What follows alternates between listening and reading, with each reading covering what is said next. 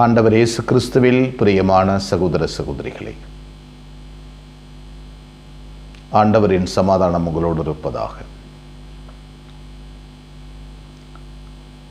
ஏழை லாசரும் பணக்காரனும் வாழ்ந்த ஒரு உவமையை ஆண்டவர் என்று நமக்கு செய்தியாக தருகிறார்.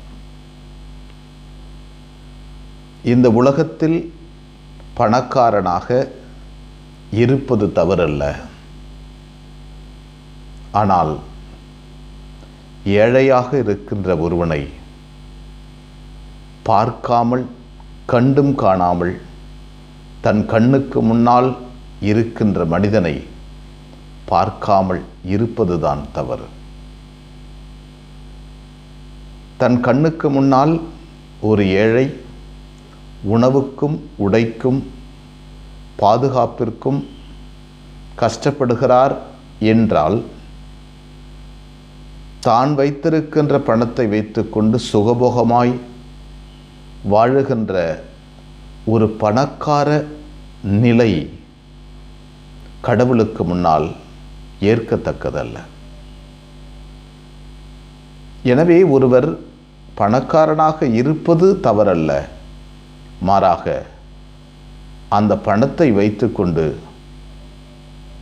ஏழைகளுக்கும் கைவிடப்பட்டவருக்கும் தமக்கு முன்னால் இருக்கின்ற யாவருக்கும் உதவி செய்யாமல் தனக்குத்தானே அவற்றை வைத்துக்கொண்டு வாழுகின்ற மனிதர்கள் கடவுளால் தண்டிக்கப்படுவார்கள். இந்த ஏழை கூவி அழைத்தான், ஆண்டவர் அவனுக்கு செவிசாய்த்தார். இந்த ஏழை ஆபிரகாமின் மடியில் கொண்டு போய் வைக்கப்பட்டார். இந்த பணக்காரன் இந்த உலகத்தில் இருக்கின்ற செல்வத்தை வைத்துக்கொண்டு நற்காரியம் செய்து ஏழைகளை கண்காணித்து விண்ணகத்திற்கு தேவையான செல்வத்தை சேர்க்க தவறிவிட்டான். விண்ணகத்திற்கு செல்வத்தை சேர்க்க தவறுகின்ற போது அந்த செல்வமும் அந்த மனிதனுடைய புகழும் இந்த உலகத்தோடு அழிந்து போகிறது. அதே சமயத்தில் இந்த உலகத்தில் இருக்கின்ற செல்வத்தை வைத்துக்கொண்டு விண்ணகத்திற்கு தேவையான செல்வத்தை சேர்த்து கொண்டால் அங்கே பூச்சியும் துருவும் அழிக்காது. மாறாக இந்த பணக்காரனும் ஆபிரகாமின் மடியில் சென்று அமர முடியும். பணக்காரன் விண்ணகத்தில் நுழைய முடியுமா? ஊசியின் காதில் ஒட்டகம் நுழைய முடியுமா என்றால் நுழைய முடியும். அநீத செல்வத்தை கொண்டு நண்பர்களை சம்பாதித்து கொண்டார்.